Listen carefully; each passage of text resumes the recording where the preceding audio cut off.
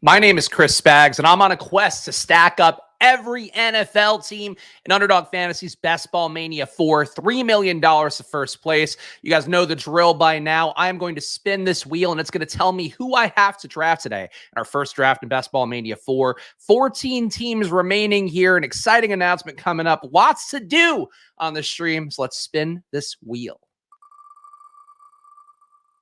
Will it be somebody good? Will it be somebody I hate? Oh, Geno Smith.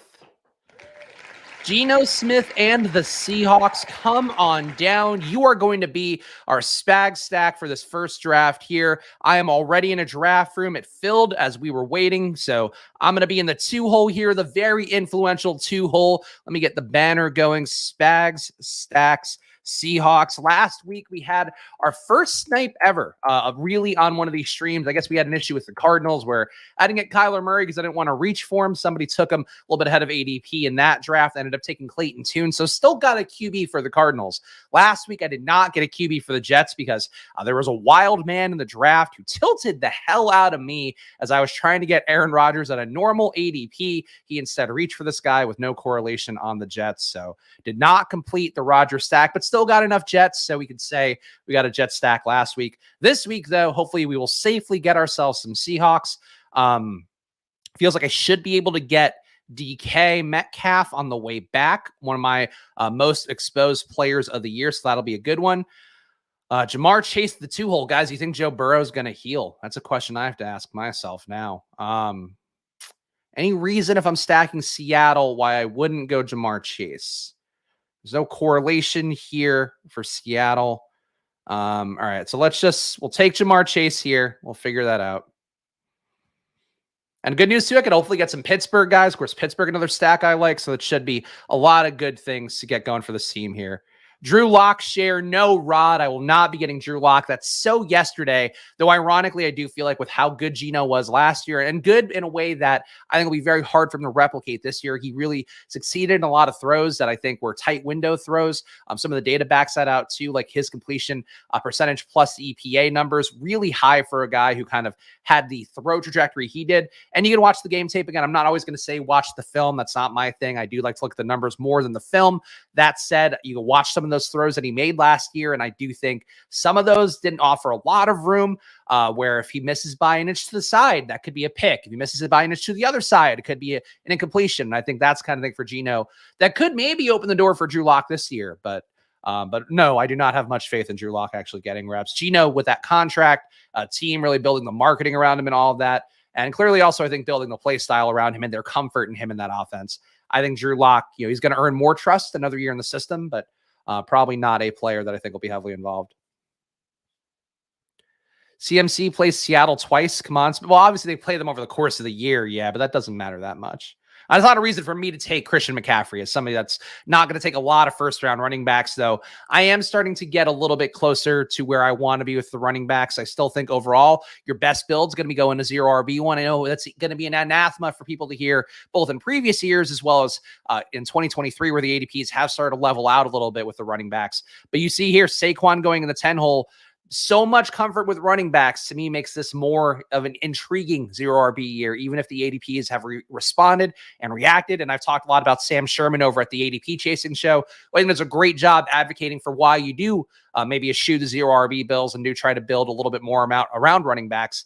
I still think that there are a lot of things that look at that longitudinal data and just don't account for the fact that running backs are both being devalued contractually. Also, I think running backs, too, would be incentivized to maybe get less touches for themselves because that's part of the issue. Part of the ding on them is that they get older. They have too many miles in their body. What if running backs start to say, hey, I don't want more than 20 touches? I don't know that they're actually going to do that, but the trends have come down enough where nobody got more than 24 intended touches last year at running back. What if nobody gets above 20? Like, I think that's certainly a possibility. So that's why I still prefer taking the receivers early, but obviously I know we're going to get more casual drafters in here, and they love running backs, and we'll see. We'll see. Normies really love running backs. Great for advancement rate for 0 RB. Yep, I would agree. I think it's just also putting yourself on a unique build that you can, feel real upside with and feel real potential in. I think that's something that matters too. And, I know the wide receiver data, again, there are enough things to support running backs having similar amounts of spike weeks, all of that. But I think that just accounts for a lot of market changes that are not necessarily in that same spot. And also, for the record, never take Saquon at 10. There are so many people that have gotten him, and he's still maybe in some rooms getting him in the late 20s, getting him, like much cheaper than that. I think in the best ball mania, especially that does have this longitudinal period of drafting, picking up Saquon here at the 10 spot just feels like an unwise move. A guy that was basically as mid as could be in terms of the advanced analytics, just got a lot of volume. Sometimes that volume goes away. Jeremy, hoping you can make it in the next one. Hopefully you will too. Again, we will do 2 drafts here today. And coming up in about 10 minutes, I'll give out my special little content announcement here for Splash Play. Perhaps not the big full announcement that might be coming next week with some stuff with Splash Play being changing some things around here. Nothing too scary, but hopefully positive things for us. But you have a big announcement here about our content workload on this channel coming out in August. But I'm going to let that build and let the audience hit a little bit more. And then I'm going to go, wham, here's an announcement. I also tweeted about it, but great day today. Anthony Richardson working with the first team for the Colts, as was always the thing that Shane Steichen has said, that he was going to get a chance to get those reps. But fucking Anthony Richardson falling so much in drafts. I saw him go in the late 120s the other day and was like, God damn it. This is not great for my closing line value, but hopefully him starting and being good in the preseason will be the thing that drives him back up. All right, we are on the clock here. I don't trust double Ryan not costing me DK Metcalf here, so I am going to take Metcalf ahead of T. Higgins. He might take Derrick Henry, which would be a little of an okay ADP value at this point, but nobody's screaming out his value. And to me, I like Higgins. I think he's a great player. I think he's certainly interesting athletic article this week pointing out the EPA numbers with him and Jamar Chase. Jamar Chase, a guy that benefits a lot more from having T. Higgins on the field than the inverse for Higgins. Definitely something that I'm mindful of with T. Higgins, but I guess I could have built Bengals and Seahawks, and I guess I still can because Higgins is here. Because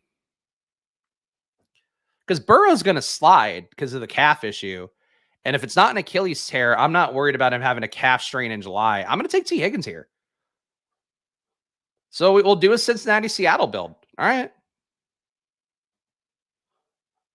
I don't hate math. I hate groupthink. I mean, that's fair. I think people can tell you, and I've actually been really pleased to see some of the comments. Our guy White Lancer gave a nice one too in one of the Splash Play shows earlier in the week with me and Pete, which I think is worth checking out. If you want to go check out that one on the channel, we have the playlist down below of me and Pete head to head, Pete versus Spags drafts.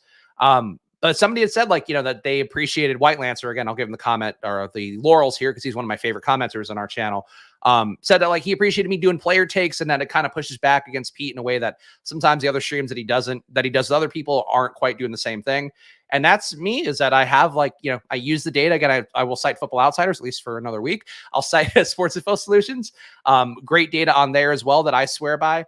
But having data, giving you a perspective on these players, and then still drafting structurally, still trying to draft teams within, the double stack QBs at least, week 17 correlation, all that kind of stuff, not reaching too much at ADP values unless it's for a combination that other people can't get. Those are the things that I try to do with everything. And then if you combine that with some of the advanced analytics, I'm hoping it's going to give me a really unique and strong portfolio, because I didn't lean into that stuff as much last year. I leaned into just straight zero RB builds, so structural drafting around that. And this year I'm doing a little bit of everything, and hopefully that'll yield good results, because I feel good about my draft portfolio this year, just the drafts I'm putting out, especially this time of year.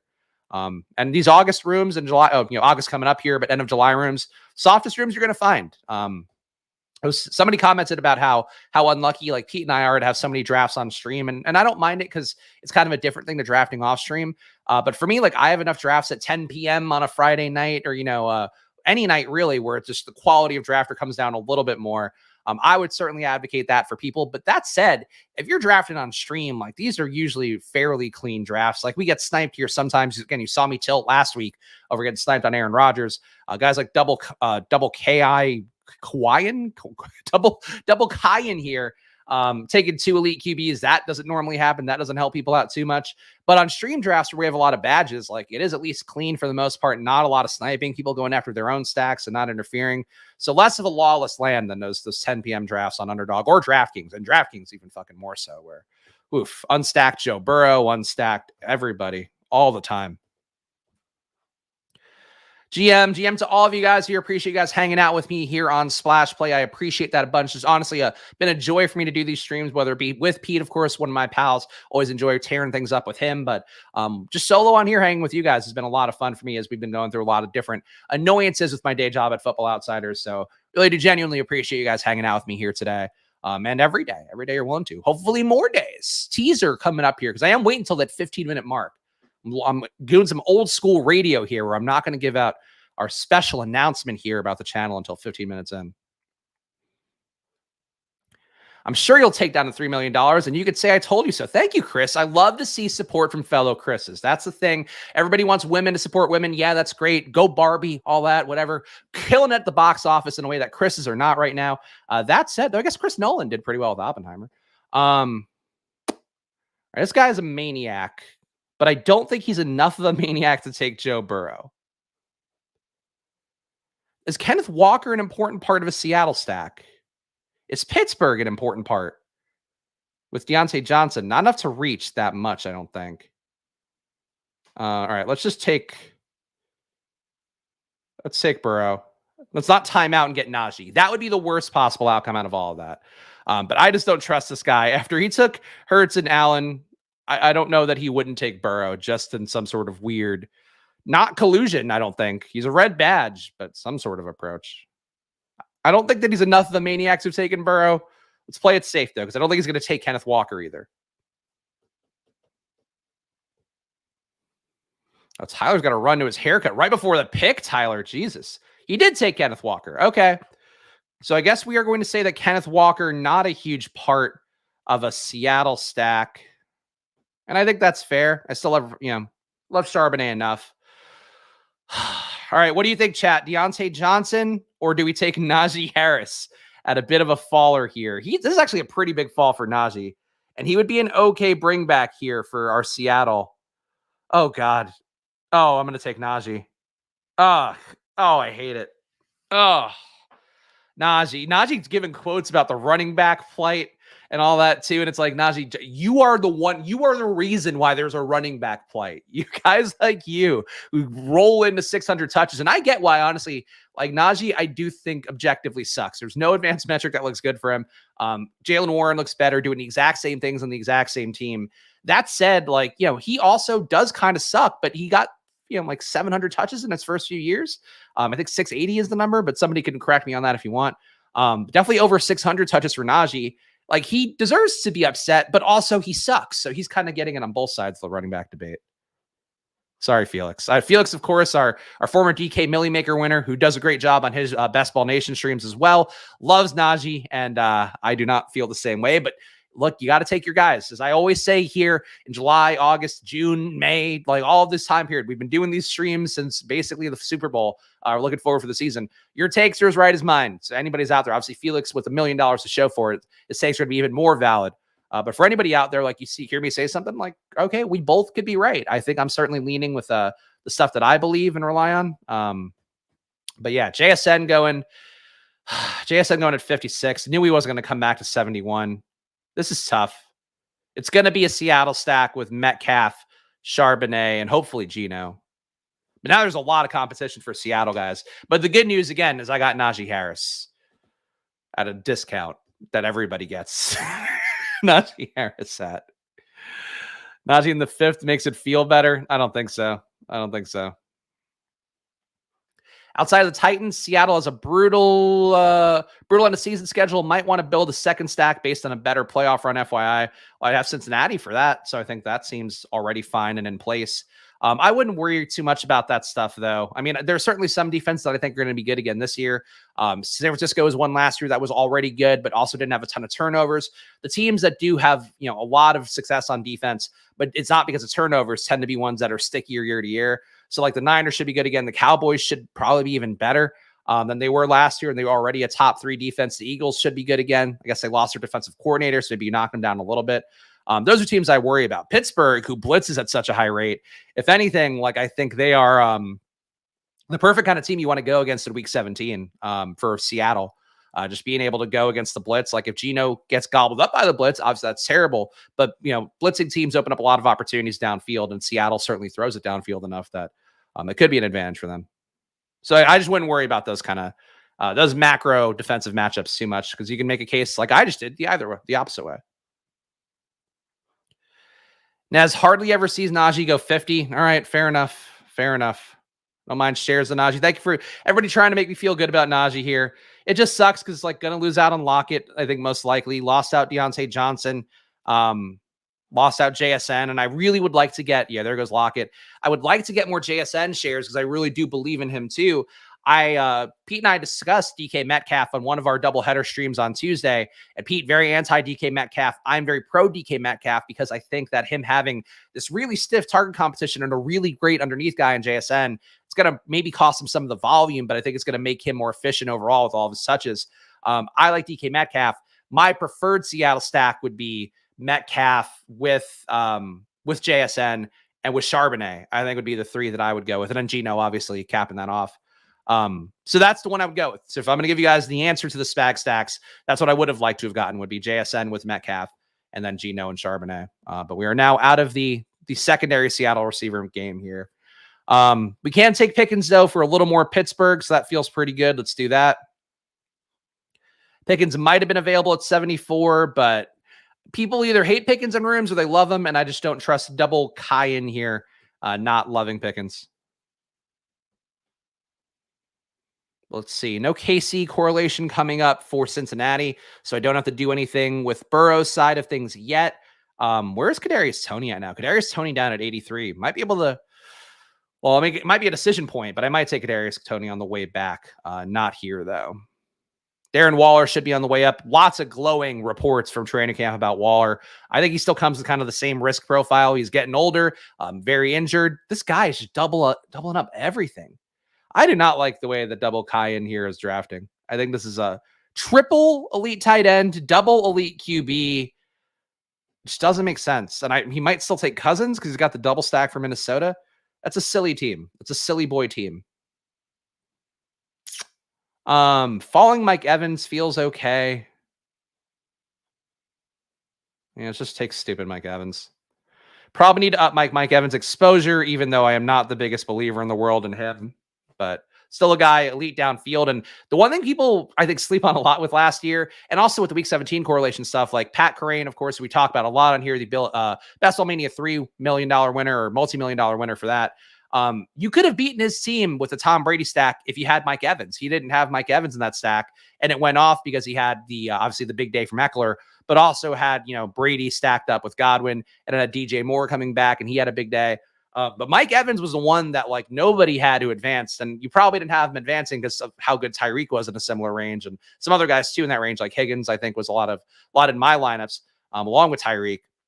But that said, you know, like I think sometimes we forget the upside of these guys and the fact that they could have actually been the big winners last year. And Mike Evans is one of those guys. So that's talking myself into these picks more so, because I've been very light on Mike Evans because I don't think the Bucs will matter in week 17 very much. And it does seem like Baker is going to be the starter. Nice camp from Kyle Trask so far, but there was like a thing where what are the press conferences? Todd Bowles was like pretending to be a media member, and he asked Baker Mayfield, "Hey Baker, who's going to be the starter?" I don't know if he did the old timey press man voice like I just did, but he did that as like a bit, and it feels like you wouldn't do that as a bit unless Baker was going to be starting. I think I would start Trask, but I think the way the NFL coaches' logic usually goes is you start the vet, you see how he does. When he inevitably starts to kind of fail, then you bring in the rookie, and the rookie has a chance to be a hero. I think that's the tactic they're going to take with Baker, which to me would make Baker probably not a guy you expect to be going in week 17, and probably would be Trask going. And if Trask is bad, then you probably don't have Evans going by week 17. So that's my convoluted logic for why I don't love the Bucs. I wish we all agreed that Mike Evans wasn't a good value. Too many people saying he's a value for me to full fade feels bad. That's exactly. I mean, look, I really believe the most likely thing is that it's Trey Palmer and Rachaad White out there. And then I guess they have some other receiver who Raheem Jarrett's been playing well so far in camp. And apparently playing some first team reps as well, which is the most important thing you can take away from the camp reports is like who's running with what team and how frequently. But apparently, like, you know, they have enough guys there that they probably want to see as young players by the end of the season. And if the Bucs aren't in playoff contention, I just don't think you see Evans and Godwin by week 17. And that's my big concern, because like you just don't want those zeros, but you don't want the zeros from guys that you're taking because they could put up 40 points, especially.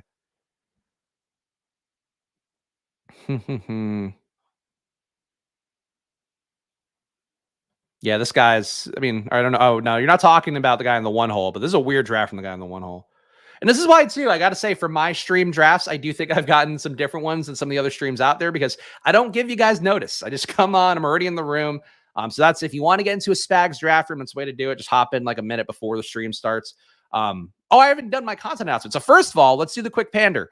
Guys, please make sure to like and subscribe down below. Of course, we appreciate it a bunch here. Splash Play on the march to 3,000 subs. I'm now committing myself fully to hitting that goal before the season. And the way that I'm going to commit myself to that goal, 5 days a week of drafts here on the Splash Play channel starting on Monday. I need to figure out the timing. I think to start, it's going to be at 11:30 a.m. every day. So basically, like when the Tuesday stream with Pete ends, I'm going to hop on here. When the Pete's Monday stream ends, I'm going to be on here. On Wednesday, same thing after his double stream, I'm going to be on here. So I'm trying to time it out. So like I'm not killing the Badge Bros stream time, not killing Pete's stream time, or more likely killing myself going against Pete's streams. But that's it for me. 5 days a week through the end of the season. So I'll be doing, we got 41 days left, I believe, until kickoff.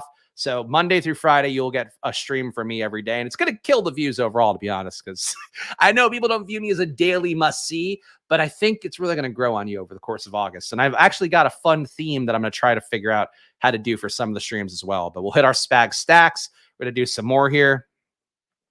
There we go. And a drum roll, please. Yes, please. Thank you for supporting my grandeur for announcements. Oh, I didn't even party favors, guys. More streams. Because I also have so many drafts left. Like I'm probably gonna do some DraftKings drafts. I got to do some more here. But that's my big news item, my big news drop. All right, so we have a 1150 here. Does not feel like a spot where we need to take another receiver yet. I am going to lock up Charbonnet just because this guy is enough of a maniac to take 2 Seattle running backs. And I also think my player will come back to me. So yeah, thank you, Nez. I know you guys would understand, but like, cause it's just everybody's fucking streaming all day, and the only times that I have to stream are when the baby is like not here and at daycare. So that's part of my logic too. And I'm just not a night streamer. I don't think I'd put out good night streams. My night streams are me going like sleepily watching YouTube videos. So I don't know. But yes, that is more best ball content. Who needs more best ball content? Hopefully you, the person watching this. And I also did new thumbnails too. Look how big I am. Look how big. That's a big motherfucker. That's a 6'1" ass host right there. Thank you. Good trigger pull on Charbonnet. I'm not leaving anything to chance at this point. It honestly might be a thing where I'd have to reach for Geno if I were really thinking about it. Geno going to come back to me. We've got a lot of wild cards in this room, and I don't pick for a while. I have so much Kadarius Toney. He would be a nice bring back for KC, but I think we can get some different bring backs. I'm going to reach for Geno. I don't like it, but I don't want to get sniped on the stack. So we're done. We're done. We got Seattle. We got Geno here. Way too fucking early for Geno. Geno could sometimes fall. I mean, it's very possible he could have fallen back to me here. He could have fallen back to me here. He could have fallen probably not back to 143, but I have taken him at 130 before. So that hurts a little bit, but we have to complete the Seattle stack, and I think I've gotten enough value with Najee and some shit that it works out okay. It's not worth the risk. Though I guess it would have been funny to do a Seattle stack video and then have taken Drew Lock at the end, and not as a bit. Just sheerly out of necessity. We have so much invested in Seattle-Pittsburgh, I could not leave this video without Geno. Ooh, that's a good idea. I should get a stack complete graphic. I could absolutely do that. Yeah, I'll see if I could figure that out with a little stamp on the screen. Yeah, that would feel good. That would feel good. And then next week too, by the way, another announcement should be coming about Splash Play. Just in terms of potential changes to our presenting sponsor of the show, but nothing surprising there. And honestly, I'll be real with you guys. Part of the reason too, I really hope you come along with me to this journey to do more streams and all that is you guys have probably seen the articles. There's one on the former Deadspin People site. Awful Announcing had one when our former editor-in-chief, Aaron Schatz, gave his notice officially and like left publicly. But Football Outsiders, tough times. We are behind 3 months on payroll. I'm losing faith they're going to catch us up. Pete also gets paid for splash play per show, and this is me being real. I mean, hopefully he doesn't mind me talking about our business. But basically, like, I think splash play, if we don't get this figured out by August 1st, splash play is going to be a free agent show again. And we'll find, either a new home or we'll just go fully independent. And that'll mean a lot of me having to build this into an actual business more than just a fun little hobby. So, but it's really shitty. Like, I've never been owed more money in my life besides when I sold my old website, Guyism, best known for being the original home of Katie Nolan before she made millions. And I don't even know what she does now. But yeah, so it's really shitty for me overall. And I try, I have a fun time doing this. So it's not hard. It's for me to put on a brave face, but like very frustrating shit. So that's why too, also trying to push our Probably app out that I've been working on for a while. Where basically like the easiest, friendliest way to get good bets in will be what that's going to be. That should be coming out in August as well. So August is going to be a big month for me. So I hope you guys will come along for the ride and support. And certainly you'll hear a lot about all that stuff as we go here, because I try to be as threadbare and candid as possible. Thank you, Jeremy. Pump for more stream drafts. Got to be at least half of them. I hope you are. I hope more people come along for the fun. I hope we get some casuals in. They're going to inevitably say some things. They're going to make my mind hurt, make my ears bleed out, but definitely still going to be a fun time here. I think forcing myself to do drafts every day on stream will be good too. Like I'm envious. I'm envious of like Pete having that touch point every 10 a.m. on his channel. So it'll be good for me to have one too. My team here, I've not been doing a good job servicing the audio listeners because I'm a little bit amped up this morning. Jamar Chase, DK Metcalf, T. Higgins. This is an order of the draft picks. Joe Burrow, Najee Harris, nice discount there. Pickens, Mike Evans, another nice discount. Charbonnet, Geno Smith, that's where we are. Geno and Burrow are my 2 QBs. No conflicting bye weeks, so we're good there. We have 5 receivers for 10 rounds. That's also good. We're going to have to hammer running back a little bit, though we got Najee, who is theoretically, a third roundish, early fourth roundish pick. Got him at 50, so I think maybe the draft capital bucket might not need to get to 6 running backs, but we probably still will. Big run at QB here, so I'm glad I took Geno when I did. I don't think that was worth the risk. AR going at 110, though. Love to see that. Keep going up. Keep going up, Anthony Richardson. It's not a stream yet to put on your jersey, but God, I'm so glad, though, he's getting some first-team reps. If he just didn't get first-team reps until, I don't know, any point in training camp, I know that was the plan, and they said it out loud, but you got to still sweat your bets, even if you are very confident in your position, and AR is certainly my biggest bet. I run the clock here. KC, I don't really want Jerick McKinnon at this point. I think Damian Harris works. Could take Boyd and get the triple stack. This is a pretty big fall for Boyd. Oh, let's do the triple. Tyler Boyd, come on down. Come on down.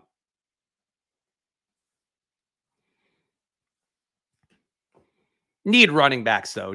Desperately need running backs now.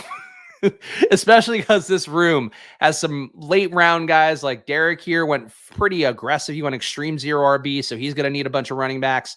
In general, there's guys maybe not using the best running back capital, so they're going to take a lot of running backs. But who could resist Tyler Boyd here?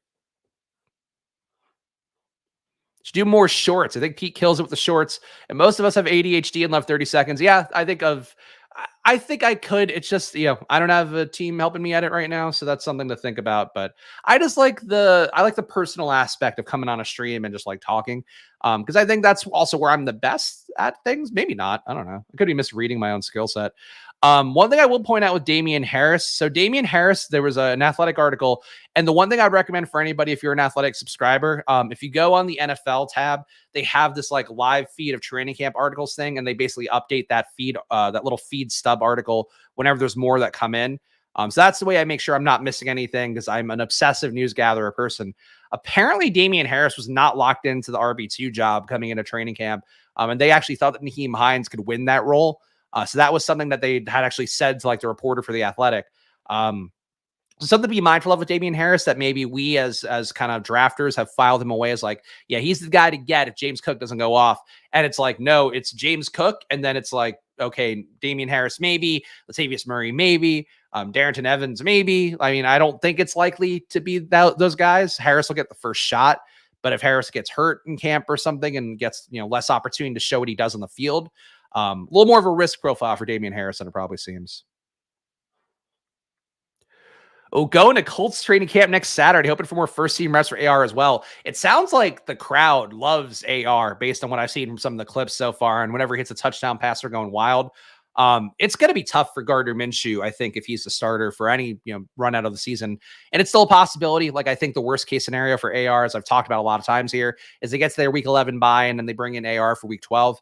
But that said, like, Minshew is a likable guy. Obviously, people across the country have loved him for a while, so that's going to help. But if he has one bad game, it's like going to be a really tough drum beat to get an AR. So that's also a positive for AR shares, but bad if you are, trying to fade me. You're trying to do last year like Geno and Drew Lock. Like, I think you're going to have a pretty narrow outcome with Gardner Minshew. Only problem is James Cook sucks. I don't agree with that at all. James Cook was very good last year, especially for a rookie. Hold on. James Cook, positive EPA per rush, so not great. 0.02 EPA per rush, negative 0.01 EPA per reception. That's also not great, but it is a little bit lower for running backs because of where they're catching those balls. 23% rushing DVOA. I've been doing a little bit of digging recently just to kind of figure out, well, with Football Outsider stuff, I'll still use their data if I'm working there heading into the season. And I still love Aaron Schatz and the data overall. DVOA, though, I really do think is a lot more team situation dependent. Like the overall offensive environment. And the reason I started looking into this is one of Matt Harmon's guys at Reception Perception. Like, I pointed out, like, Deontay Johnson sucked in EPA and George Pickens is great in EPA. And it's like, okay, well, the guy had said in response to me saying Deontay Johnson sucked was like, oh yeah, but the offensive environment wasn't good. And it's like, okay, then why was Pickens a positive EPA player? Why was Warren a positive EPA player? Why was Freiermuth a positive EPA player? But DVOA will show, like, hey, if the entire team sucked, like, all these guys kind of come down a little bit. So I think that's one thing that stood out for me, and that's probably why Cook is a little bit higher in DVOA than he would be in EPA numbers. But point being, though, he was also a rookie, so he's going to get better. He still avoided tackles at a pretty good rate, 21% avoided tackle rate for James Cook. So I think he's still in a nice spot, and if they're treating him like the RB1, it's probably all that matters. Javonte just went 64 in my draft. I mean, he should come up to like the 5th round-ish, I would think. My Javonte bags aren't packed, but I'm at, I think, 15% Javonte. So I feel pretty good about that. That's the thing with the injury stuff is that, I took a lot of Kadarius Toney. I'm still going to keep taking Kadarius Toney. I almost took him today. But I think that the public is just so afraid of injuries. And then also it's kind of funny to me, like, not funny, like Joe Burrow going down, that's scary. It wouldn't be fun for the NFL if he gets hurt. But everybody, when Joe Burrow gets hurt, it's like, oh, I can't believe Joe Burrow. Why Joe Burrow? If I could give you my calf, I would. And then Kadarius Toney gets hurt, and they're like, fucking loser, Kadarius Toney. Yeah, like, come on. Just feels a little bit unfair. All right, we need some running backs here. And you guys know there's nobody I can rely on more in this range than Tyler Algier, I guess. Yeah, Tyler Algier it is. Just building out a 0 RB room, and he's going to get touches, so I have no issue with that. And there's also a good shot he'll be a goal line back for Atlanta. So Algier's starting to come up a little bit, which surprises me, but he is coming back up a little bit. Let's see what we're doing.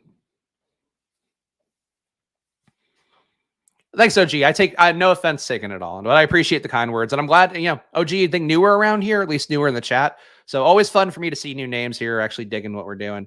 Because I'm, look, I tried again. I try to come and about my takes earnestly. I look at the numbers whenever I've honestly, especially this time of year, really been going back to the numbers, going like, am I right about this, or do I need to rethink it? All right, so I have 4 running backs now. This is a good range for the 5th, which is the issue, and I can get a little bit of Atlanta, Chicago if I take Roschon, which I do like pairing those 2 running backs. I am going to take Roschon here. I have a lot of Kendre. No issue with Kendre. Kendre back off the non-football injury list, which is a great news for him. He was supposed to be back at some point in August. Getting back earlier, always a positive sign after he hurt his MCL, and I think in the playoffs last year, college football playoffs. So no issue with Kendre. It's not why I'm not taking him here. I just like getting the Atlanta, Chicago, and getting some taste of that game through the running backs.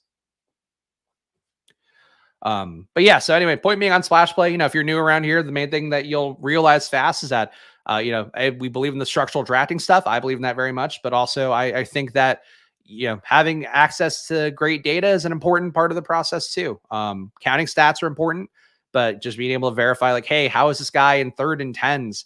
I think that really matters a lot for the true upside of players being hit. Whereas volume stats, like volume can go away fast. So the guys that are like pure volume guys, I always worry about. Anybody doing anything interesting draft wise?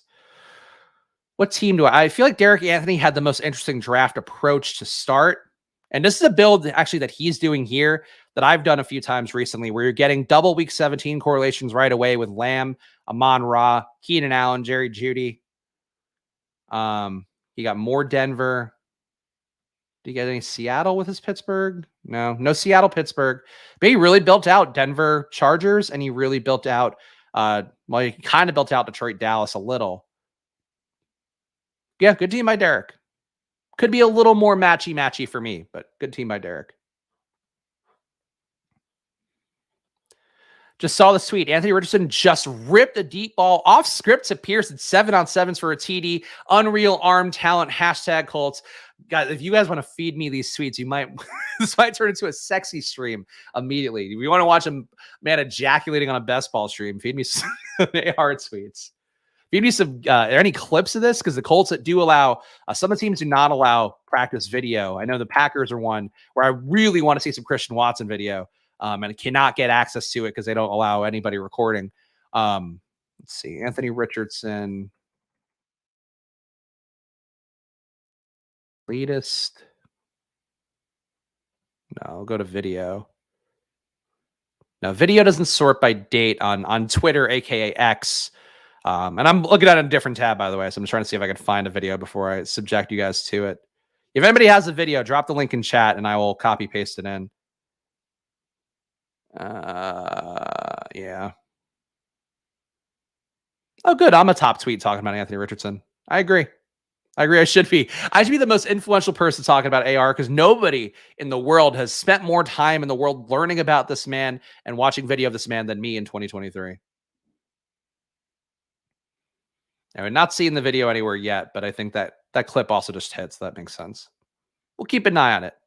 Drop a link in the chat though if you do see any videos of AR sick throws. That's actually, here's a new Splash Play promise to you guys. Not only the 5 days a week of me doing streams coming up here, but also if you guys drop a link to a sick AR throw, I'm just going to put it up on the screen. That's a training camp one, not one we've seen a bunch of times.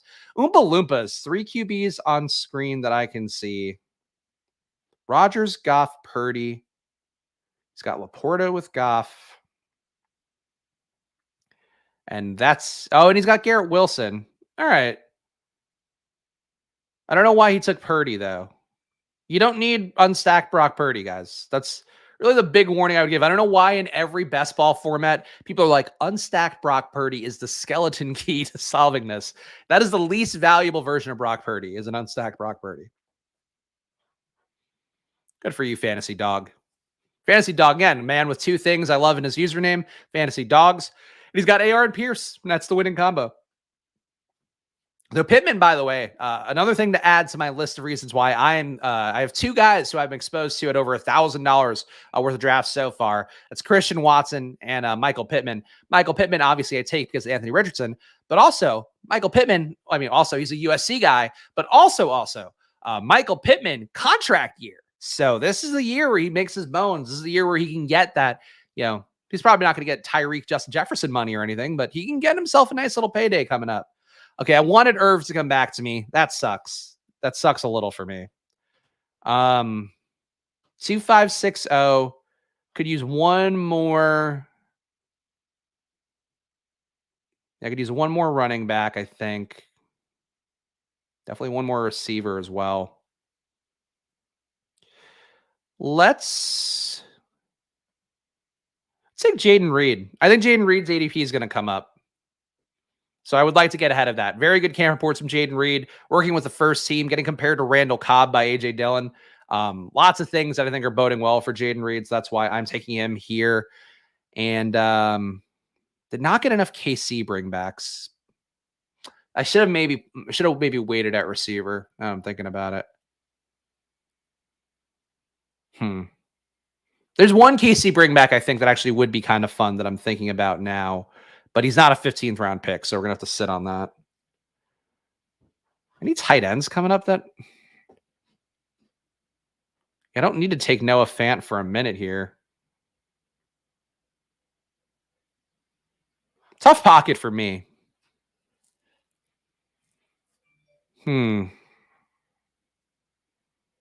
Yeah, got to start taking tight ends. I'm going to take Juwan Johnson for a little week 17 correlation with Mike Evans. So that gives me my first tight end here. Didn't take Kendre Miller, who would have correlated with Evans theoretically for week 17.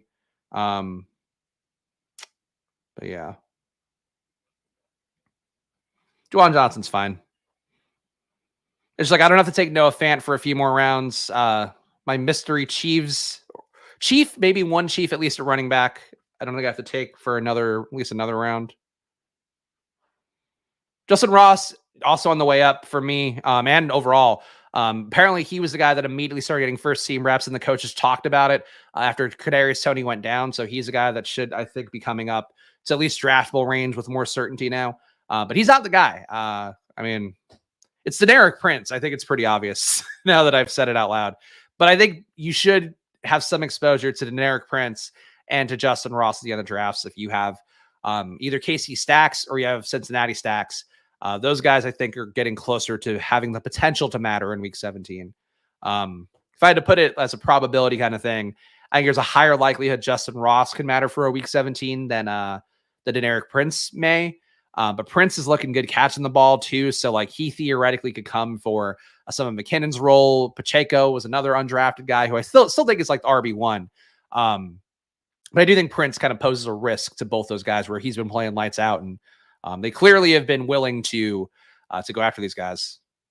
Yeah, in on Prince, out on CEH. I think CEH has been in the mix too, but like they're not going to have him next year. Prince is now on an undrafted rookie contract. It kind of feels like something where Prince might be better. And they showed last year that they were willing to take a guy who's got no draft capital behind him in Pacheco. Pacheco was like a 7th round pick, but like basically no draft capital behind him. And they gave him the ball and said, here, we'll keep giving you the ball, even if it doesn't look great. And then by the end of the year, he was getting more work than everybody else in that backfield. Prince can do that again, but it's, the risk for him is Pacheco. If Pacheco's a world beater, like Prince doesn't get in the field.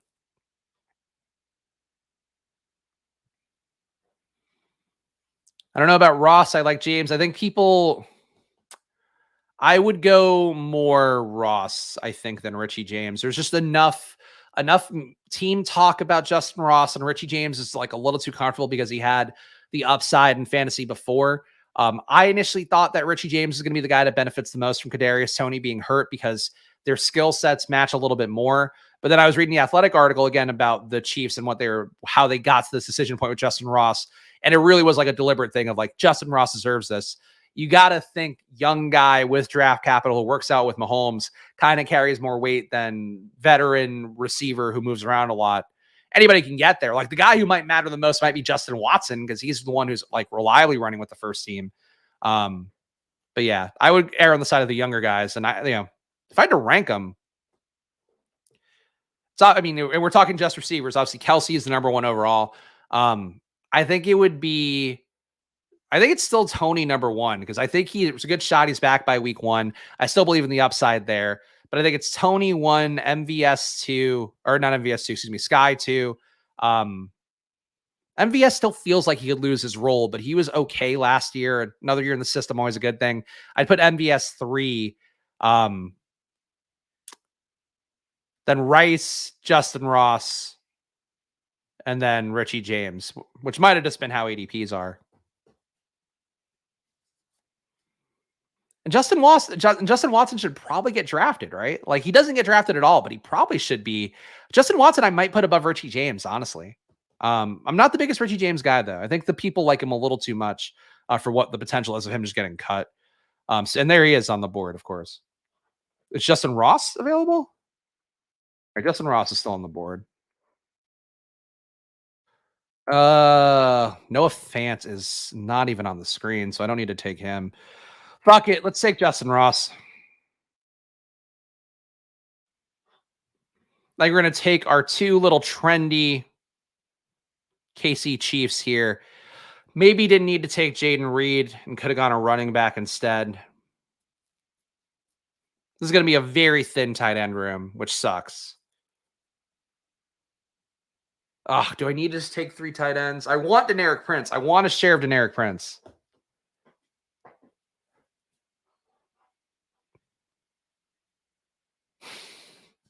I have enough draft capital at running back. Like, what does Deneric Prince add to this team, really?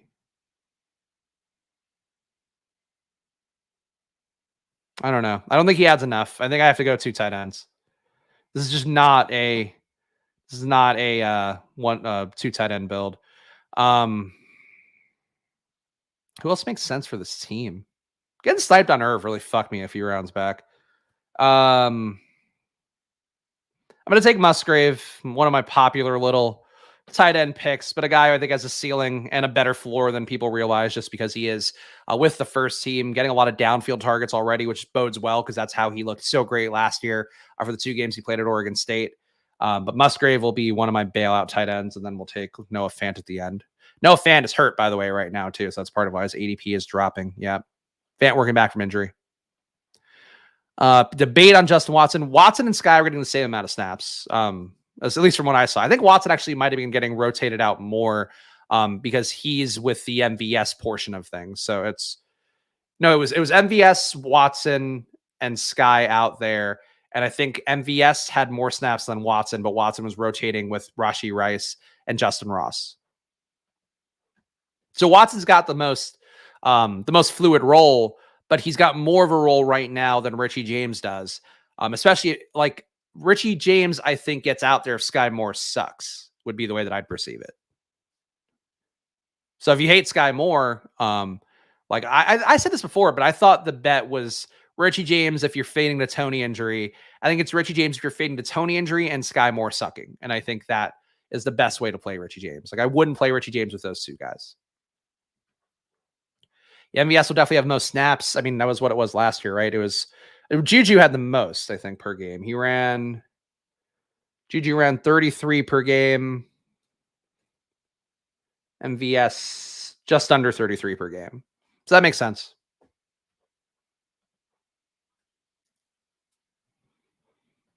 Watson is a nice last round dart throw in the weekly winners. That makes sense. Watson being a weekly winners guy in the first few weeks, I think, is certainly not out of the range of outcomes, especially if Toney does miss a little bit of time. I still think there's enough, though, for Toney. Like, I think Toney gets back in by week 1.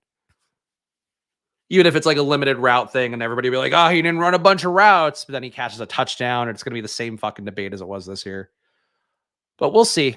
Darnell Washington getting drafted by Derek. Love that. I think that was the least popular pick that I made on our Tuesday doubleheader with Pete. Was people did not like me taking Darnell Washington at the end of the draft. And I got to tell you guys, like, as long as he's healthy, he's going to play some snaps. Like, he's not going to be out there as much as Freiermuth.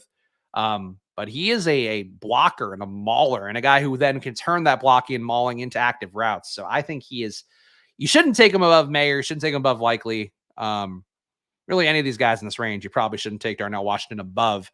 But if you have a Pittsburgh stack and this guy does have Pickett, I have no stick in Washington. Spags, why Snipe Musgrave for me? Because I'm not paying attention to your board and I wanted a tight end. Take Tucker Kraft. Like, I just don't like Musgrave shouldn't be free is also part of the issue to me. Like, Musgrave shouldn't be free. Mayer shouldn't be free. Ferguson shouldn't be free. These guys are all starting tight ends on offenses that are going to throw him the ball a good amount. So there's also apparently Dallas is not happy that Schoonmaker is not available for their camp. So that's something with Schoonmaker where he's already a little bit in the doghouse because they thought he was going to push himself to go and he's not pushing himself to go. So something interesting there that I think does support a little more Ferguson. All right, last pick here. Come on down. Fucko Noah Fant. The final team, Burrow and Geno at QB. At running back, Najee Harris, Zach Charbonnet, Damian Harris. 2 Harrises. Who could top that? Tyler Algier, Roshan Johnson, Jamar Chase, DK Metcalf, T. Higgins, George Pickens, Mike Evans, Tyler Boyd, Jaden Reed, and Justin Ross. Probably just needed to take one less receiver, one more running back. At tight end, Juwan Johnson, Luke Musgrave, Noah Fant. Everybody kind of correlated with somebody. Could have maybe done a little more to get KC bringbacks. And really would have liked to have gotten Irv. I'm a big believer in Irv. Looks great in camp so far, but that's what it is. All right, let's spin the wheel again, guys. Let's see who I have to draft next. Switching over. I'm also going to enter the draft room in a moment. So if you want to play with me on Underdog, use that promo code SPLASH, but I'm going to enter while we spin the wheel and see who draft number 2 is going to be.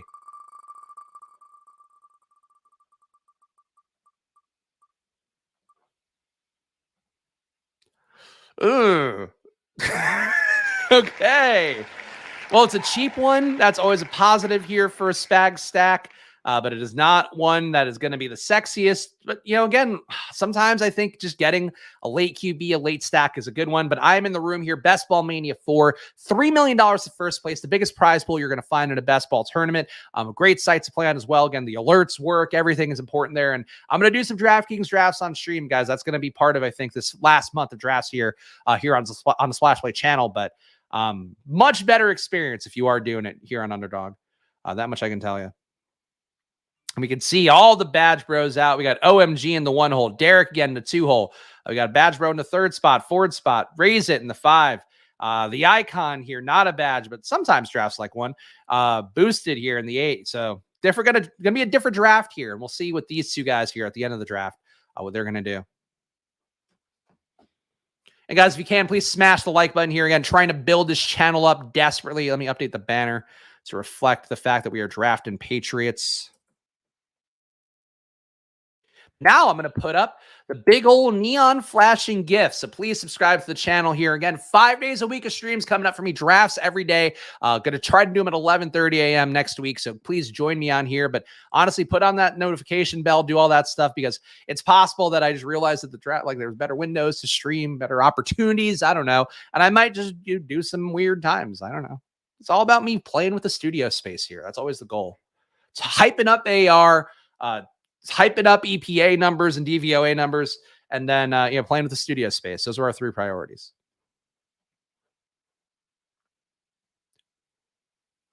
Good thing you don't have to draft New England players until late. That's true. And honestly, pretty good pocket to get Rhamondre if I want to do that at 29. I don't view Rhamondre as like a must-have for a Patriots alpha stack. Obviously, he's the most likely outcome, but one that I think doesn't matter that much. And you know what? Okay. This is obviously a Tyreek spot. Normally, I have no issue with Tyreek. We're building out a New England stack. Stephon Diggs, come on down. Looking like a beast in training camp so far. I don't think should be in the 8th spot personally. I think he should be right behind Tyreek. But Diggs, the alpha target earner there, and will be a bring back for week 17 for whatever we do with New England. So I think Diggs was a key part here of what we're going to try to do for the correlation. And then one thing too that I think, so this is the thing that I find it odd that Pete doesn't mention more or doesn't play to more. And I think it's because he doesn't like the early draft capital week 17 stuff. The best correlation between 2 teams you're going to find is wide receiver 1 and wide receiver 1. So like we now have the wide receiver 1 for the week 17 game where we're building out that as our primary stack, or as as one of our stacks here.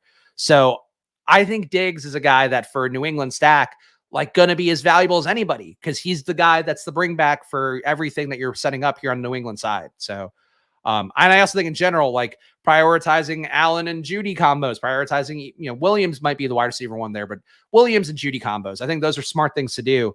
And I do think that's the one thing that I wish Pete prioritized more with how he built his teams. What's going on? What is James? I don't know if James is saying that Chris deserved his timeout in a draft because he was harsh to him. I didn't see anybody being harsh, but if they were harsh, I'm sure it was unintentional. But positive vibes only, guys, if we can. Unless it's me, unless somebody does anything to me on a stream, then I'm going to bring real angry vibes, but all in the name of good fun and catharsis from not doing therapy. But you guys have to be kind.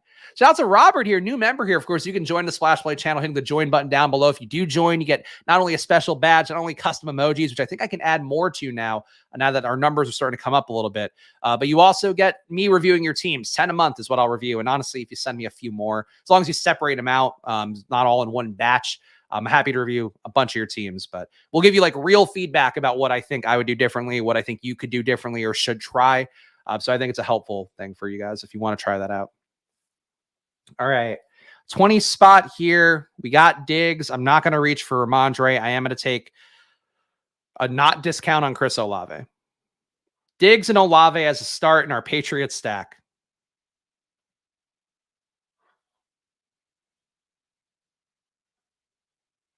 Thought for sure Cook was signing with the Jets after the Rodgers redid his deal. It looks like New England is in the mix again. He's visiting there now.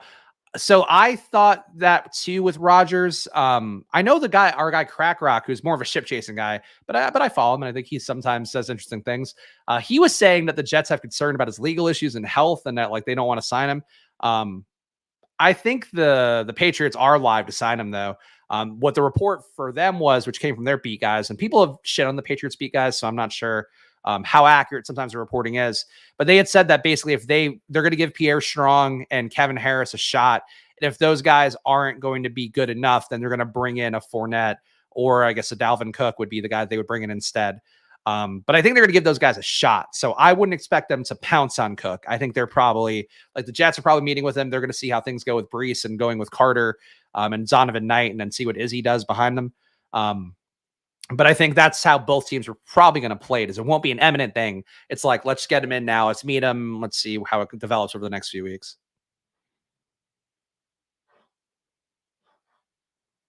Yeah, like it is a tough name to say, our guy Crack Rock. Though is his name, somebody out there is going to know more than me. Is his name actually crack related? I don't really know that. All right, so we got two interesting picks here. We got Rhamondre and we have Josh Allen for our New England stack, which would be a pretty fun way to build out New England. But I think if we're going to go at the heart of what New England is, and we're going to take it at face value, I think we take Rhamondre here. He fell enough.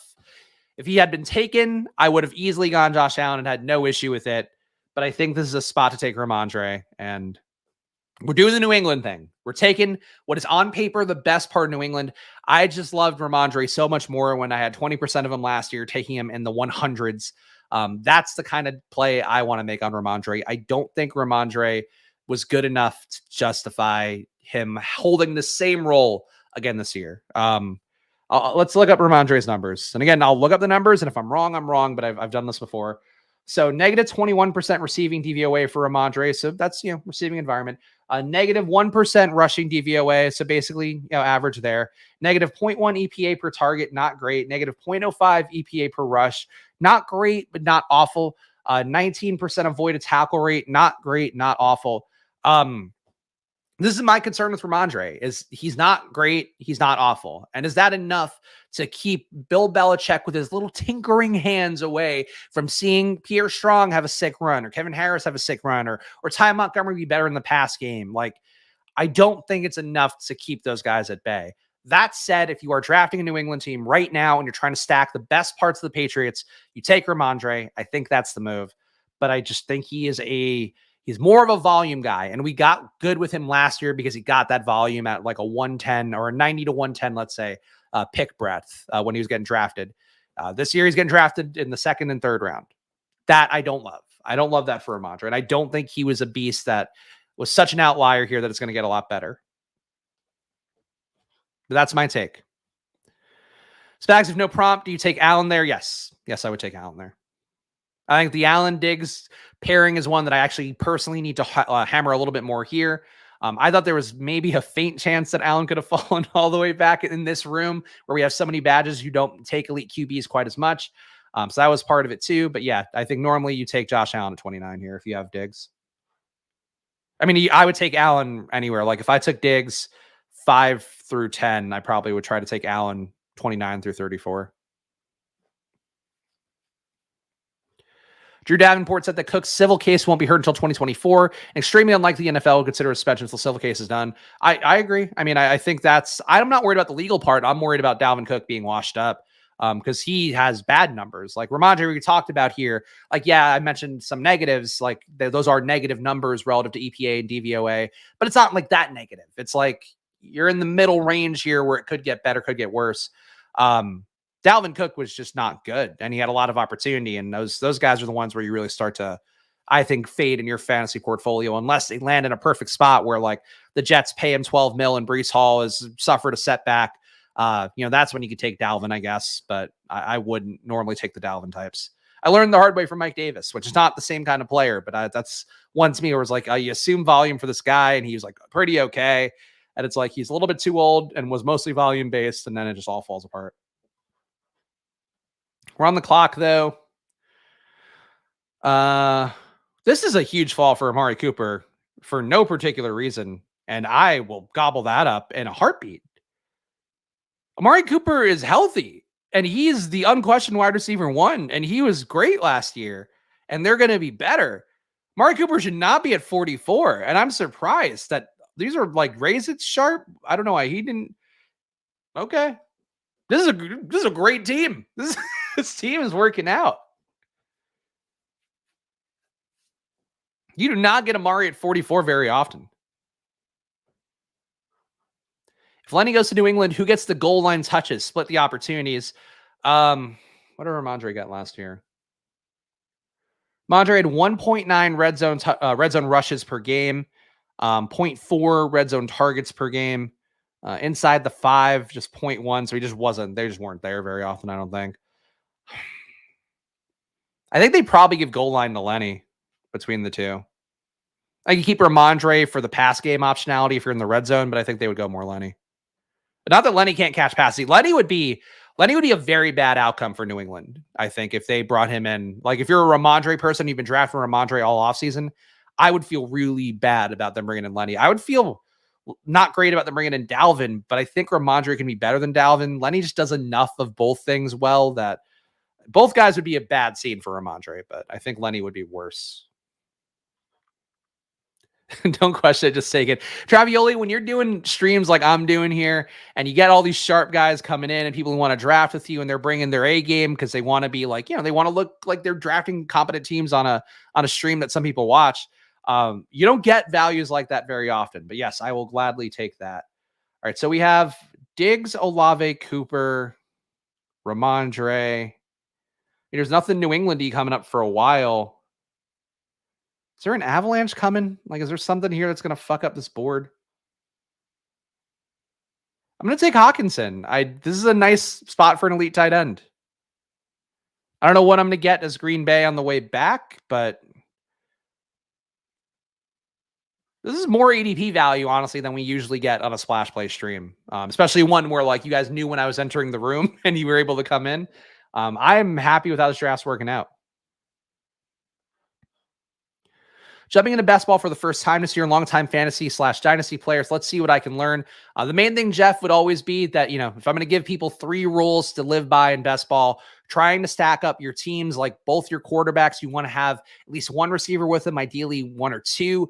Don't be afraid to bring a running back with that group too, but like don't force that. Early QB plus 2 receivers is going to be the main thing. Don't reach ADP would be number 2. Like, please don't go reaching around that much. The market derived prices are going to be the best you can use as a kind of benchmark for yourself. Reach for 1 or 2 guys in a draft if you want, but don't reach with every pick, because then you're going to be more likely duplicated by somebody getting those guys as values. And then number 3 would still be the week 17 correlation of it all. So you're stacking your QBs. You're trying to bring back somebody who they're playing in that week 17 game. Those would be the 3 that I would give if I were giving advice to a friend who was trying to do best ball. I think those are the main rails there. Yeah, Dobbs later on, maybe. AJ Dillon. There's a shot for somebody. And again, I do like Jaden Reed, and I'm going to start kind of forcing him in a little bit more because he didn't grade out as one of my favorite rookie receivers, but he's in a good spot. I think Jordan Love's going to be better than people realize. I know the camp reports haven't been fantastic yet, but what are you going to expect? He threw in a wind one day, and he's still got to develop. Like, it's not going to be easy for Jordan Love. But that said, that team, I think, got to force feed Christian Watson and going to force feed Jaden Reed. And, Dobbs is going to be out there, and I'm not as big of a Dobbs guy, but I do think that Reed and Watson in particular, like, man, Watson got fed a lot of touchdowns in that red zone series they did yesterday in training camp.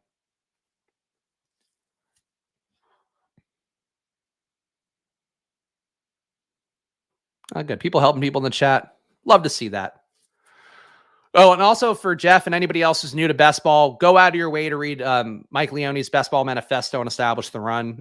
Probably the best written piece of content. It's going to be a little bit long. It's going to be a little bit daunting, but like that's the thing I would read. Like, there was like books I had read back in the day about like sports betting things that I think were important to read about. The Bill James book to learn about baseball analytics, I think an important thing.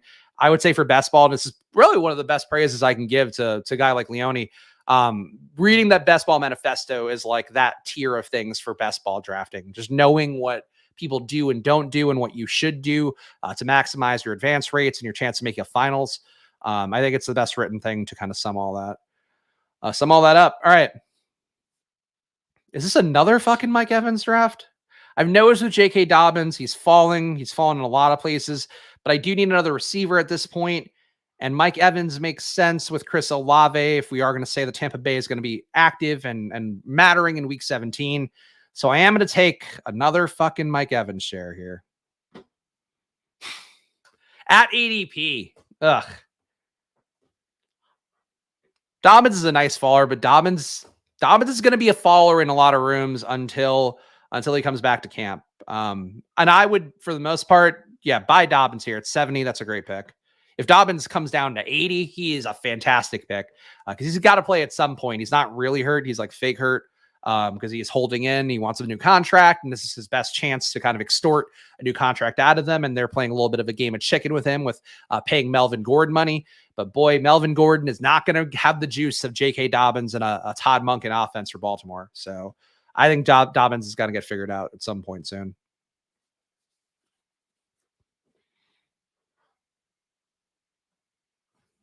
What are we going to do? I think I see a move that I would make, but we'll see what happens. No, okay. I was thinking I would take Addison and do the Minnesota double stack, but now that's gone.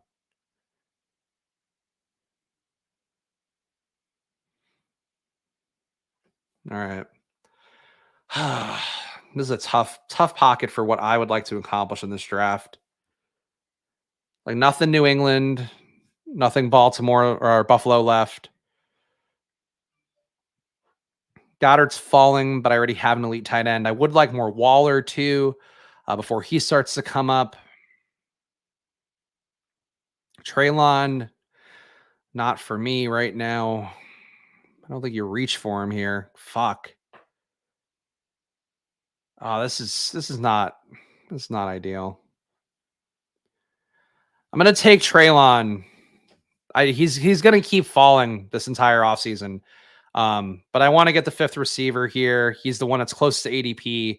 And I just don't think getting Goddard. I love Goddard, but I don't think I need Goddard in Hawkinson build. Man, that was a gross pocket. I didn't like that. Oh well. I do think for a Patriot stack, though, I should prioritize getting Juju. Juju's ADP has fallen, but Juju is back in full go in camp. So we'll see when we take him. His ADP right now is at 117.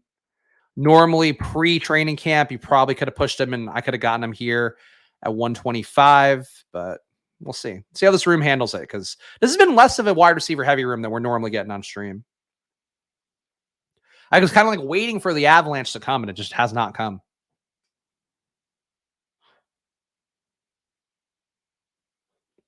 I'm not sure what we're talking about. New contract. Dude's played like 5 games in 3 years.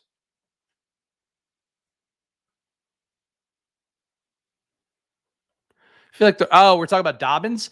Yeah, he was hurt 1 year and he got hurt in the playoffs, so I don't even think that's correct. Dobbins was great last year. Like Dobbins didn't have a ton of touches, but he was one of the best running backs in like every analytic. Let's confirm that though. Dobbins, 29% rushing DVOA, 0.05 EPA per rush, 0.09 EPA per pass. He's not quite Nick Chubb. The DVOA number actually would, I think, be better than Nick Chubb. Chubb's 19%. Yeah, Dobbins is a pretty close comp to Nick Chubb. He just doesn't get Nick Chubb's workload. But like in a Monken offense, they give a lot of running back touches. So Dobbins should be getting a lot more work this year if he's out there and ready to go. I don't know. I'll never be the guy who's like, oh, I'm worried about this guy's injury history. And he's, who's under 25 or whatever, or in that range. Dobbins is 24 years old. I don't know. I hate that people worry so much about injury stuff. Like, I think that's the worst thing you do for your portfolio. Just take guys at face value and assume that they're going to be healthy and you're going to be a lot better off for it for the most part. All right. I mean, we got the falling Amari Cooper. We now get a falling Deshaun. Though we do have James Cook here. Let's take James Cook. Let's take James Cook and see what happens. So we got another week 17 correlation there with James Cook. Of course, the Patriots do play New England in week 17, so that's why I'm prioritizing that there. And we'll see what we get on the way back. So a month ago, you said you can't hold Toney's injury history against him when I said he was an awful pick at ADP. Yeah, I just said the same thing now about a different player. You shouldn't do that. It's not a good part of process overall. He's going to play at some point in the season. He's not out the season. And also, again, your victory lapping injuries. Where were you with Joe Burrow yesterday? Were you like, I told you about Joe Burrow having those ACL tears in the past? Like, you could do this for any player and you could do this anytime that they get hurt. And it's not worth your time to do that. You're better off drafting like you are right. And like you are saying that, hey, Kadarius Toney's going to be healthy this year and have the best year as he possibly can as the first true Chiefs wide receiver one as they traded Tyreek. Like, that's what you're playing is for the upside. I don't like, if you want to play differently, then you should be more risk averse with like everything. This guy fucking takes Deshaun. Why did you take Deshaun? There's a nice value for Doc JP, but I don't know what Deshaun does for him when he's already got Justin Fields. I was trying to push Deshaun back to 101. Didn't work out. Yes, there we go. Good live example. People weren't drafting Javonte. People were completely fading Javonte when he's young, and these are the guys that recover well and come back. And even if there's a ramp-up period, like, he's going to be healthy at some point soon. So that's one of the biggest mistakes that I perceive with how people approach this stuff. All right, 0251. Nobody falling in a way where I'm like dying to get him. You know what? What if Dalvin Cook signs with New England? What if I don't take many Dalvin Cook shares? I think this was the time to do it. I wanted Deshaun to fall back to me here at 101. Thought that there was a good shot that he would. Also, Randstand going crazy for Geno, reaching for Geno with DK. All right. This is a weird draft, man. Weird draft. Naked Tua snipe? I thought these 11-hole and 12-hole guys, like, I don't recognize the names, no badge. Definitely seems a little odd. Yeah, unstacked Tua. It's out for him.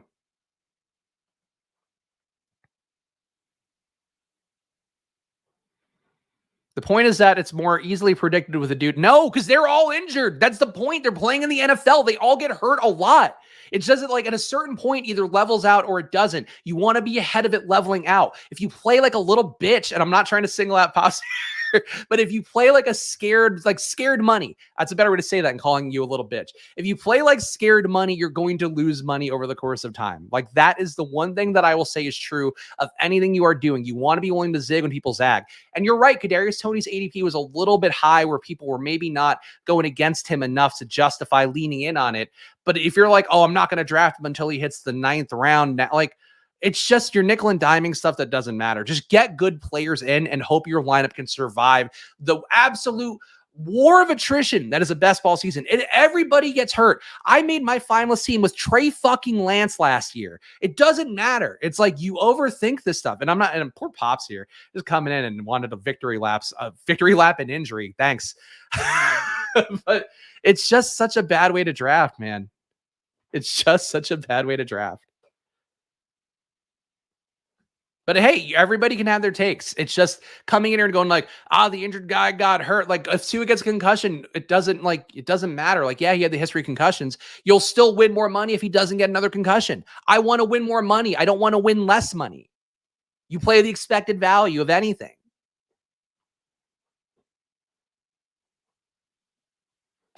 Thank you. I'm glad Carlos supports me. Sometimes you just got to call someone a little bitch. It's just like this little like nitty way of doing these things. And it's like, I don't like this guy. Like, look, we all don't like guys. I question myself a lot on why am I not in on this guy? Like, what's wrong with me that I don't like Deontay Johnson? What am I doing? Am I doing something wrong? And you look at it and you go like, no, I'm right. But like, or I'm right relative to what I'm looking at. But that said, like, okay, I'll take the guy when he comes to me, when it aligns in a pocket I'm comfortable with. So Pops, to his credit, is saying he's willing to take Toney in the spot that he's going to. But it's just, it's just like it's just such a bad process. It's just such a bad process.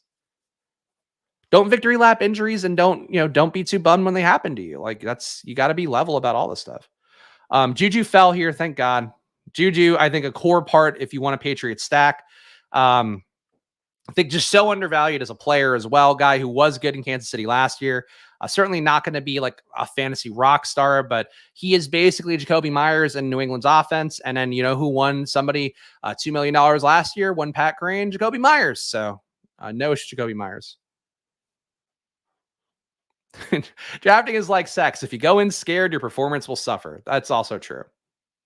And that's the thing too, is like, it's all individual drafts. Like, you take Kadarius Toney in one draft, even if it was still at the 70 ADP, you don't take him in the next draft. And it's like, great, you've now done two drafts where one covers Kadarius Toney being this magical unicorn, and the other one covers the fact that he might get hurt. Like, that's just how you should do it, I think, over the course of an entire portfolio. That's why, to me, it's like, okay, if I'm taking, like, I love Devin A-Chain. I think he's a guy that matters in the beginning of the year potentially, but will definitely matter by week 17. You know what? He might end up just getting held off by Raheem Mostert and Jeff Wilson all year long, or they bring in somebody and it fucks up that entire equation. Those things happen. So you know what you do then? You draft 16% A-Chain, you draft 8% Wilson, you draft 8% Mostert. You've now covered all the probabilities here, but you've done it relative to a spectrum of what you think is going to happen. That's how you draft, I think. But that's me. That's me having done this now for a few years in a row and noticing what's worked for my teams and what hasn't. Speaking of Devin A-Chain on the board, but we can get our Green Bay bring back here as well. Dalvin's just not, the thing is, like, Dalvin is not a for sure guy who will be going, like, in playing this year and mattering. A-Chain will, but I have no Baltimore. I'm going to take A-Chain. Just like A-Chain too much. Anyway, I'm sure by now Pops has left the chat, but I apologize to Pops. But it's like, it's just when people come in with this stuff and it's like, you're coming in a month later to victory lap Kadarius Toney getting hurt and still likely being able to play within the first month of the season, if not the first week. Like, Jesus, man. Like, that's not the way to prioritize this whole thing. Make that rant into a short. Honestly, the best bit I did was last week where I was doing the fucking weird YouTube titles for videos. Oh, boy. Oh, guys, it's funny because if you saw me in real life, I am the opposite of a little bitch. Haha, I'm not offended. I'm glad you're taking it in good sport, but I don't like the veiled, I'm a tough guy in real life. But I'm sure everybody on the internet's tough.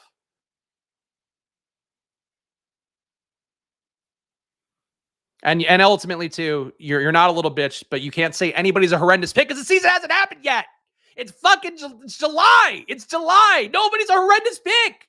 If he could not play 16 games. He could not play well, I guess he has to play the 17th game. He could not play 16 games, and he could go out there week 17 and win somebody $3 million. Does that mean that he was a horrendous pick? No. It means that you didn't view this the right way.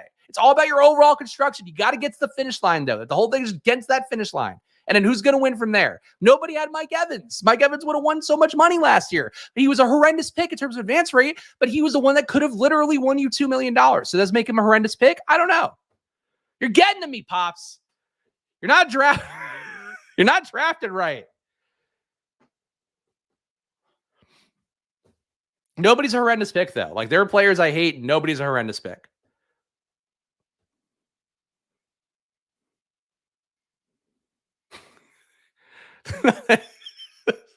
I, for one, am a bitch in real life.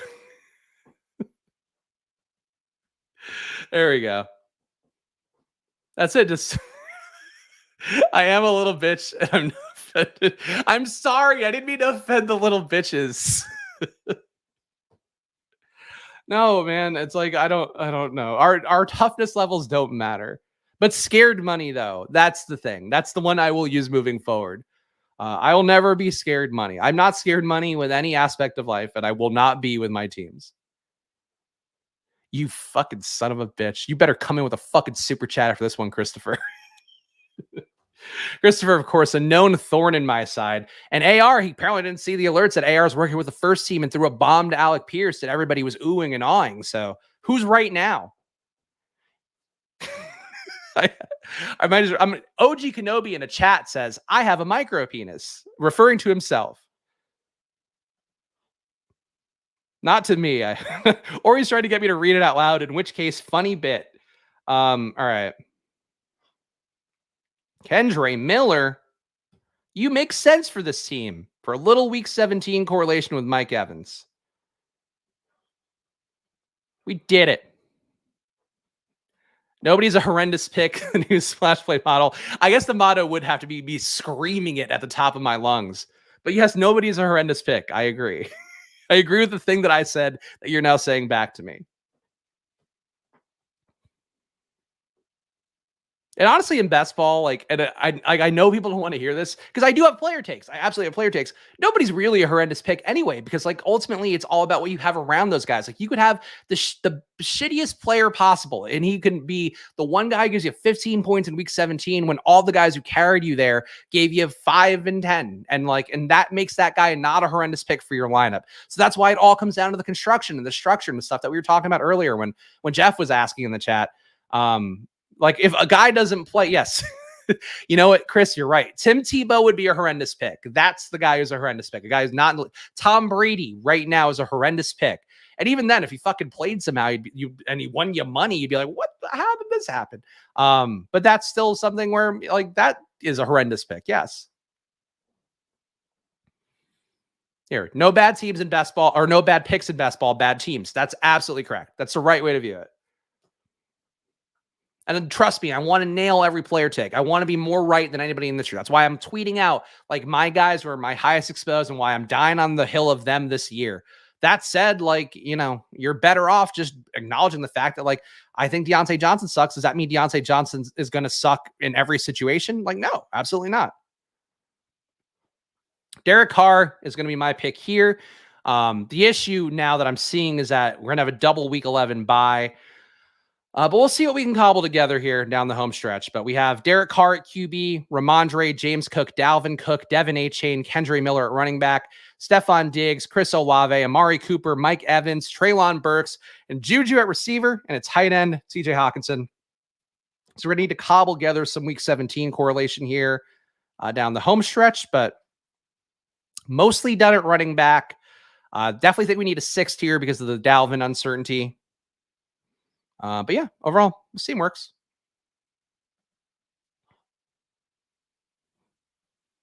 Undrafted Mac Hollins put up 11, 158, 1 in week 3 last year. That's, again, another thing, another guy that would have been a horrendous pick over the course of the year. But if that point total might have been enough to push you through the playoffs. So is he a horrendous pick? I don't think so. Is Brees a pretty bad pick in round 3 if Dalvin signs? Rumors he could be signed this weekend. We talked about this a little bit earlier, but I don't think that's the most likely thing for it to be a snap signing. It would be a bad thing overall for Brees. I would imagine Brees goes closer to Aaron Jones range if you see Dalvin sign there.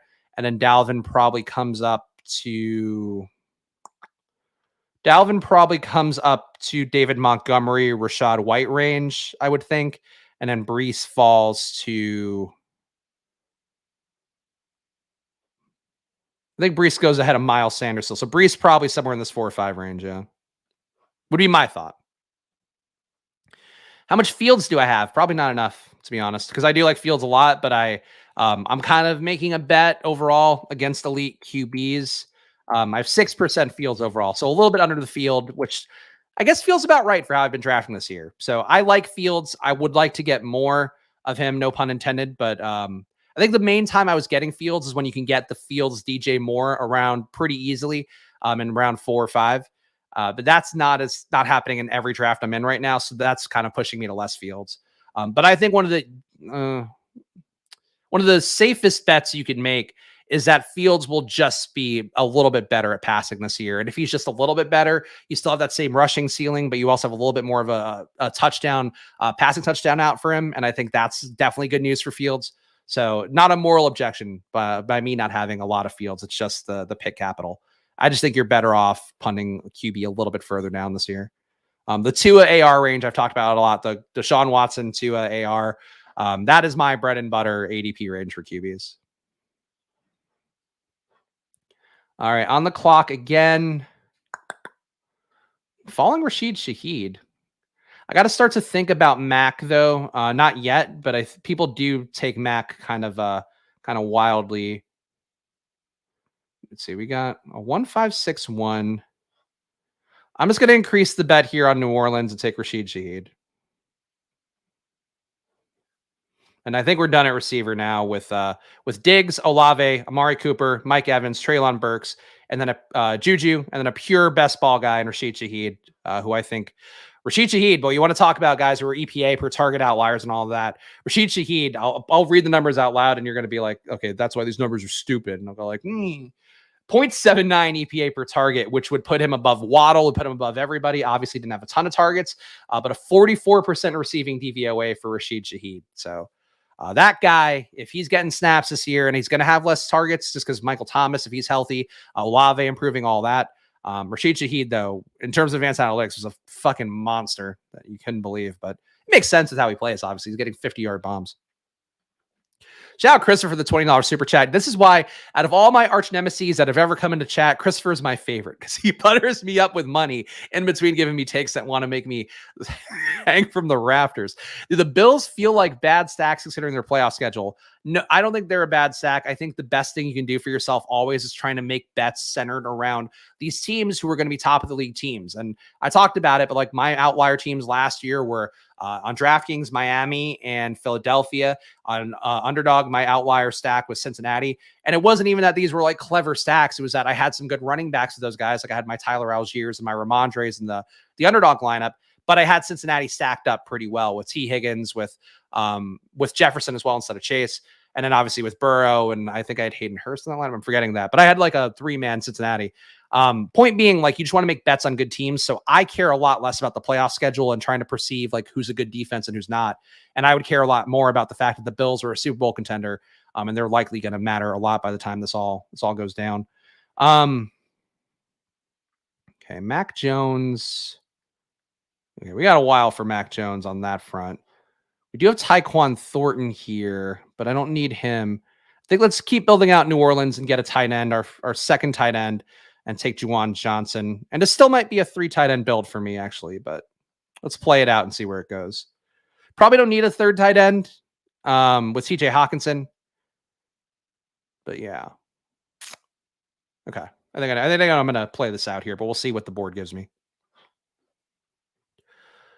Lots of chats. Appreciate all you guys hanging out, by the way. Again, if you're just coming in, feel free to hit the like button. Please subscribe down below. I appreciate it a bunch. Trying to build this channel, trying to hit 3,000 subs on Splash Play before the season starts. So help us get there. And then we still will get the Drunk Show with Pete if we hit 3,000 subs. So that is the dream, obviously. But the grind starts. And again, if you missed the announcement earlier in the stream, starting next week, 5 days a week of Splash Play streams on this channel. I'll be drafting a team in either Best Ball Mania or probably DraftKings $10 Millie Maker on there. But that'll be my promise here through the rest of the season. 5 days a week of streams here on Splash Play, most likely at 11:30 a.m. But I'm going to at least try that for next week, and then we'll see what we do. See how the views go. Aren't you worried about Jimmy Graham? That's true. I didn't think that through. The Jimmy Graham of it all is where it's where I really fell apart. Yeah, that's a weird one. That is a weird one. Jimmy Graham wasn't good when he was last in the league, and now we're talking 2 years out of the league. So I get the ceremonial signing and whatever of a guy, but you just sign him for 1 day and then he can retire. You don't have to bring him back for an entire season. Mm-mm. Slightly overweighted on Fields, but bringbacks are hard to get. That Week 17 matchup is difficult to bring together. It's also one of the grosser ones because it's not in Atlanta. I think if it were in Atlanta, I'd feel a little better about it. But being outside in Chicago doesn't give me the most hope at that time of year. And that is one, right? Or because I think I could look this up recently. Bears, Falcons. Yeah, it's at the Bears. So yeah, that's a game where I think that's one that um, if you're going to worry about weather, you should worry about weather in Chicago in January. Somebody's asking about the Saints. Oh, my higher on Saints in general. Good question. I'm going to show my exposures here at the end, as I always do here once a week.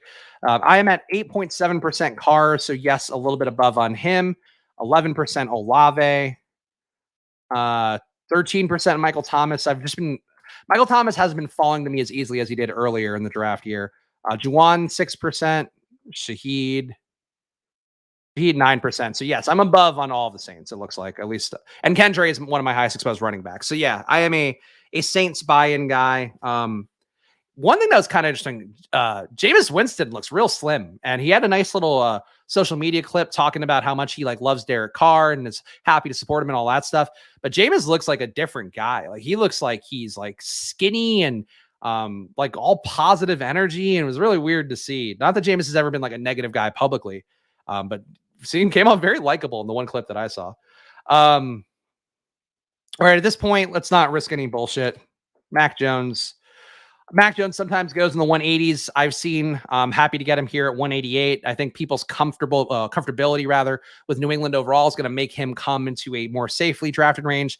I think he should probably be ahead of Sam Howell. I know people are afraid of the Bailey Zappi portion of things, but you just got to give New England Patriots players some grace for the fact that they literally had a coaching staff last year on offense that did not ever coach offense. This year they have Bill O'Brien, lots of positive camp stuff for Mac Jones. So let's go, Mac. Make sure we get him. And Gesicki goes here to Doc JP. Oh, unstacked Pickett Stroud for Mac. Boy, weird room here. Again, a lot of sharp drafters, a lot of people that are in the stream chat and who do a great job drafting all their teams. And then the 11 and 12 holes just went off the fucking deep end. It did some weird shit. Did Dak with Pickett and Stroud, did the 12 hole guy. And then this guy did unstacked Tua. Did he have unstacked Kirk too? Yeah, unstacked Tua, unstacked Kirk Cousins, unless we're counting Madison as a cousin stack. And then Jared Goff with nobody from Detroit besides. Oh, you got a Monra. Okay. Weird things, though. And again, that's July and August drafting, guys. The more drafts you put up, especially at weird hours of the day, definitely going to get some weird drafters in Ball Mania 4. All right. What do we do here? 2572. Man, nobody's screaming out to me here. I'm going to get to six running backs. Wait, I have the 2 week 11 buys. Let's take stupid Ryan Tannehill. All right. Ryan Tannehill correlated with Treylon Burks. No bring back on that, but that's just to give me some points in week 11. Ugh. Yeah. So the reason I'm taking a third QB here is that I feel like I'm pretty okay set at the other positions. I have one more pick that I think is a luxury, but I'm leaning tight end, but might do a running back. Either way, though, I feel like I would just want to have the points here because this is a thin QB room already with Carr and Mac Jones. I don't want to leave a week of points on the table with those guys already being kind of thin. So that's my logic here for I'm going 3 QBs. People pointed out in the last stream I did with Pete where I think I took it was Hurts with somebody else who was the same week by.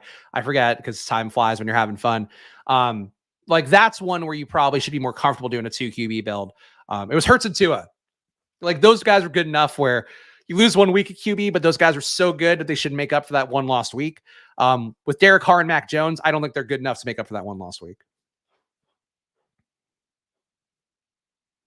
ESPN thinks Mac Jones is going to be the AFC MVP. That would be He would have to be so good, and the Patriots would have to be borderline undefeated. So I don't think I'd take that one.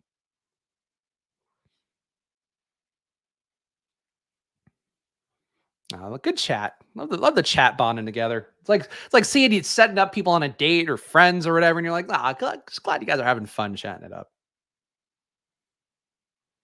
I remember last year everyone saying bye weeks don't matter. People still say that now. It's personal preference though.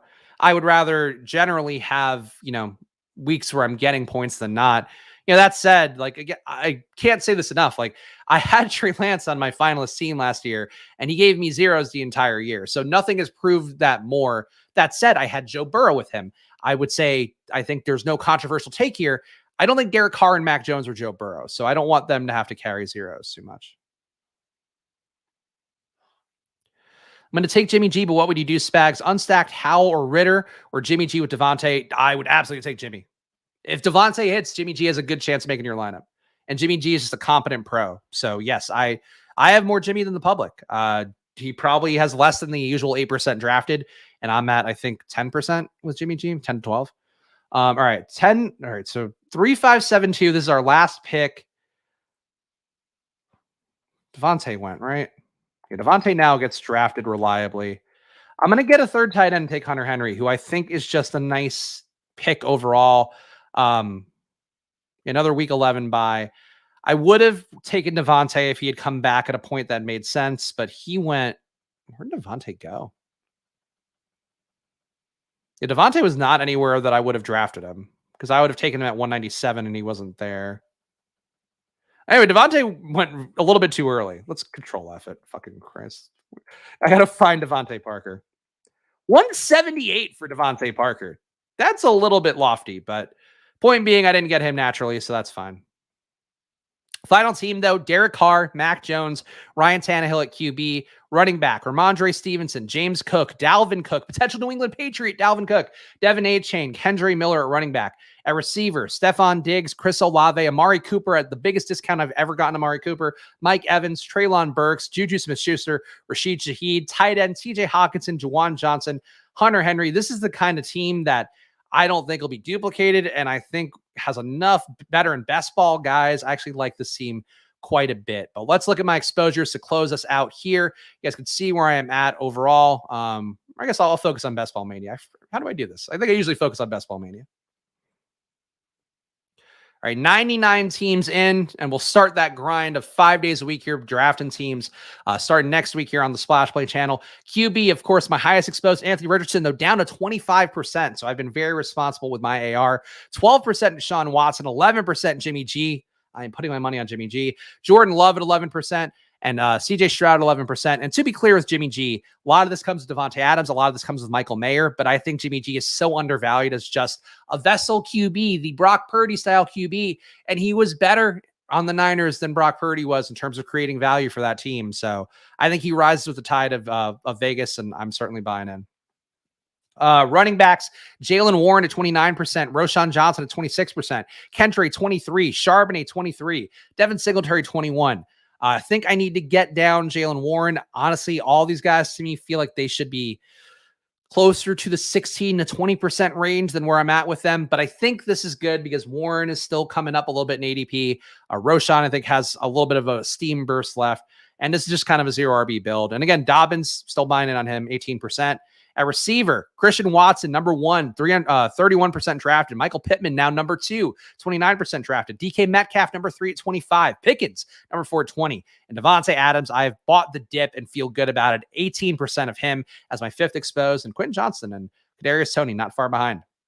Tight end, Michael Mayer, number 1 still at 18%. Mark Andrews, 15% here in the number 2 spot. Sam Laporta, number 3 at 15%. Jelani Woods, number 4 here at 14%. And Irv Smith, a guy I would have loved to have taken today when I got Burrow, he is at 13%. So that is my exposures, guys. Feel free to tell me about yours down in the comments below. Legitimately do appreciate all you guys hanging out with me. This is a time of a lot of changeover in my life with what the fuck happened to the thumbnail? When did... Where'd the thumbnail go? Why did it stop? Why did it not do that anymore? Hold on. Oh, we're back. Okay. Thank God. I couldn't do this. without the thumbnail behind me. But appreciate all you guys hanging out with me here. Again, next week, 5 days a week of streams, going to go live Monday at 11:30, and then Tuesday will be right after my stream with Pete ends, I believe.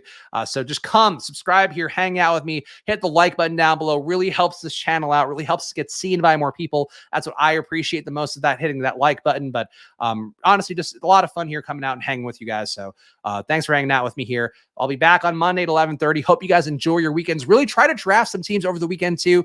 I would go early morning, like 8 a.m. if you can. I know when I had the baby duty, 6 to 8 a.m., you get some really weird, I think, boomer drafts going on Underdog and DraftKings at that hour. After 10 p.m., another good time to draft, just to hop on and get some weird rooms. Drunk people on Friday and Saturday absolutely is a thing. So try that out if you want to get some different lobbies than what you're seeing here. But follow me at Chris Spags. Follow the show at Splash Play Pod. And of course, make sure to subscribe and hit the join button if you want to get me to review your teams. Up to 10 teams a month, I will review and give you like really in-depth feedback, probably more than you want.